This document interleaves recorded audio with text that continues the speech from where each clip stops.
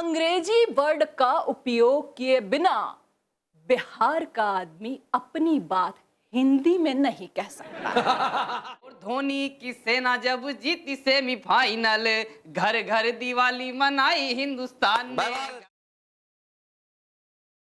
आप सभी को मेरा नमस्कार। जैसा कि आदेश हुआ है, मैं अपने पिता व्यंग्यकार श्री शरद जोशी जी की रचना आपके सामने प्रस्तुत करने जा रही हूँ।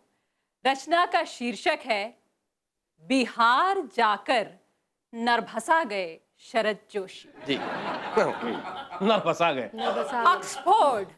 ऑक्सफोर्ड और कैम्ब्रिज यूनिवर्सिटी के विद्वान तथा समस्त बिहार के मिशनरी स्कूल और अंग्रेजों के अस्पताल के आसपास कब्रिस्तानों में लेटी हुई भूत पलीत आत्माएं आज की डेट में ये सोच करके खुश हो रही होंगी कि अंग्रेजी कहीं भी मरे पर वो सदा सर्वदा के लिए बिहार प्रांत में लोक बोली के रूप में जीवित रहेगी जी। इस बात में हमें शक का कोई गुंजाइश ही नजर नहीं आता, क्योंकि अंग्रेजी का एक एक वर्ड, फ्रेज, मुहावरा इत्यादि जस का तस बिहार की लोक बोली में फुल्ली डिजॉल्व अर्थात घुल मिल गया। अंग्रेजी कैसा घुल मिल गया? अंग्रेजी वर्ड का उपयोग किए बिना बिहार का आदमी अपनी बात हिंदी में नहीं कह सकता। बहुत बढ़िया, बहुत अच्छे। और यह बात वहां का कॉमन मैन में ही नहीं, वहां का इलाइट वर्ग में भी साफ नजर आता है। और बिहार का इलाइट मतलब लालू यादव क्लास का आदमी है जिसका माइंड एकदम इंटरनेशनल है। जहां सबसे पहले भाषा का सवाल उठा था, ठीक वहीं से नहीं, गांव दर गांव अंग्रेजी भाषा हिंदी को फचीट कर आउट कर रही है। आप, मैं, सामान्य व्यक्ति अगर किसी बिहारी से बात करना चाहे तो उसके सामने भी वही समस्या है जो वर्षों पूर्व भगवान बुद्ध के सामने थी। वे समझ नहीं पा रहे थे कि अपना प्रथम आख्यान किस भाषा में दें जिसे खैनी मलता बिहारी भाई समझ सके। बहुत अच्छा है, बहुत अच्छा। बिहार अब बिल्कुल बदल गया है। आदमी बहुत ही व्यावहारिक और स्पष्ट वक्ता हो गया है। अगर आप किसी के मुंह से ये सुने कि राम ने रावण का मर्डर कर दिया था, तो आपको चौंकना नहीं चाहिए। बिहार में मर्डर भी बहुत स्वाभाविक क्रिया है। बहुत बढ़िया, बहुत अच्छे। व्यक्ति बहुत ही संवेदन शून्य मुद्रा में आपको बताएगा। संवेदन शून्य मुद्रा में? भाई क्या बात है। एक महोदय मुझे बतला रहे थे, अब पहले तो हम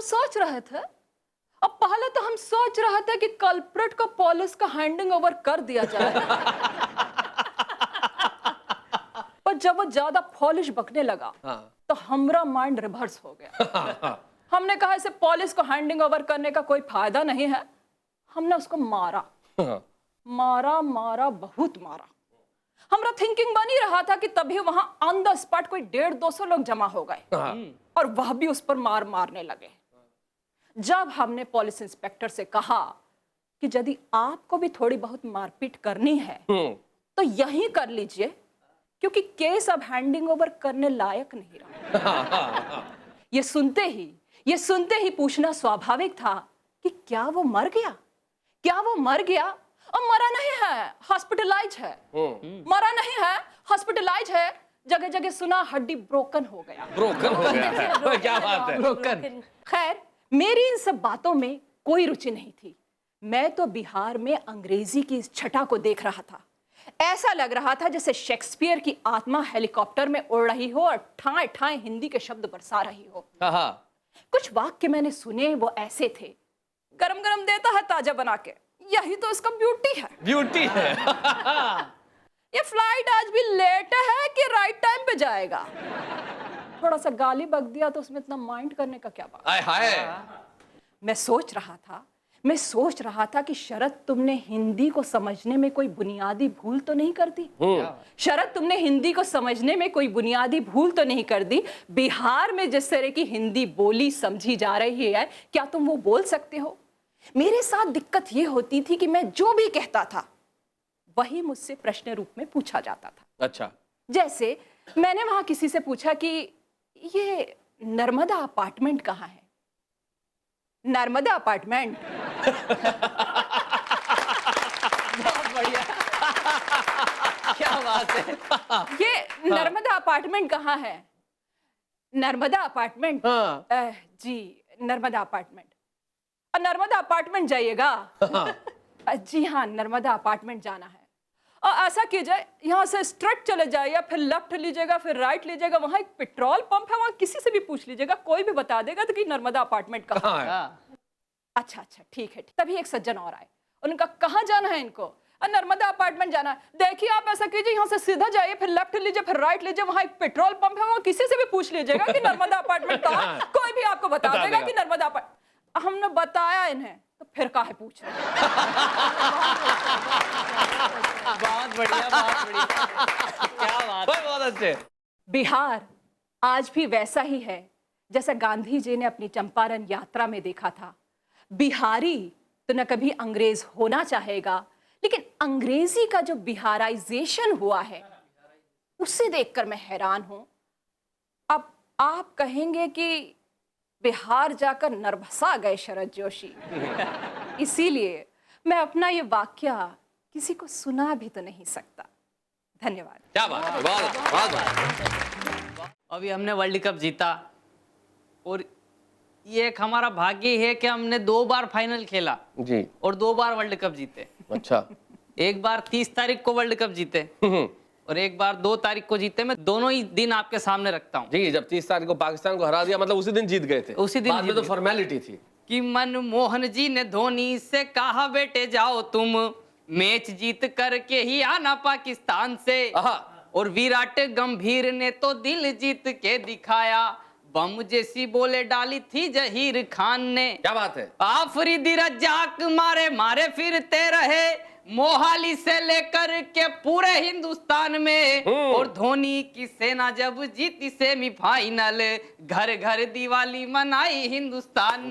घर घर दिवाली मनाई हिंदुस्तान ने। कि युवराज यमराज बन के खड़ा रहा, अपना सचिन तो बस चीन की दीवार था। और कुतुब मीनार जैसे ऊंचे थे इरादे अपने, शाहजहां मुमताज जैसा मन में प्यार था। क्या बात है। तो ख्वाजा की दुआएं थी और राम जी की कृपा थी, शेरा वाली जोता वाली माता का दुलार था। और भाईचारा बना रहे दोनों देशों में ये सदा, बड़े भाई का ये छोटे भाई से करार था। बड़े भाई का ये छोटे भाई से करार। पार्थ, आपने बहुत बढ़िया छंद सुनाया, लेकिन मैं कहना चाहूंगा कि प्रहलाद नवीन जो मंच पे कविताएं सुनाया करते थे वो हमारे बीच में नहीं है, लेकिन तुम हमारे साथ हो तो क्यों ना ऐसा हो कि आप प्रहलाद जी की एक कविता हमें जरूर सुनाएं, ताकि वो लोग भी जिन्होंने प्रहलाद जी को कभी नहीं सुना है सुन सके। एक कविता प्रहलाद नवीन जी की मैं चाहूंगा कि आप सुनाएं। ये मैं कविता शैलेश जी को ही समर्पित करता हूँ। एक बार हमारे भाभी जी नाराज हो गए थे, इन्होंने उनको मनाने के लिए क्या शब्द कहे जी, वो मैं आपके सामने रखता हूँ। ये बोलते हैं कि ओ मेरी प्राण प्रिय, तेरे बगैर हम कैसे जिए, एक तू ही तो मेरी सांसों में बसी है, जैसे मैं तेरा श्रीखंड और तू मेरी लस्सी है। एक तू ही तो मेरी सांसों में बसी है, जैसे मैं तेरा श्रीखंड और तू मेरी लस्सी है। तो तेरी वजह से चल रही है जीवन की गाड़ी, मैं भले ही लट्ठे का थान पर तू जारजेट की साड़ी। बहुत अच्छे, बहुत बढ़िया। भले ही लट्ठे का थान पर तू जारजेट की साड़ी। तो तेरी नाराजगी से आजकल अपना भेजा है तेरी भिन्नाट, और तू अपने आप को समझती है लिम्का, तो हम भी हैं गोल्ड स्पॉट। तू अपने आप को समझती है लिम्का, तो हम भी हैं गोल्ड स्पॉट। तो तूने आपसी झगड़े में यानी जीवन के इस रगड़े में तेरी नजरों से मुझे दूध में से मक्खी की तरह निकाला। तो कल क्यों कह रही थी मैं तेरे गन्ने का रस और तू मेरी ठंडई का मसाला। बहुत अच्छे।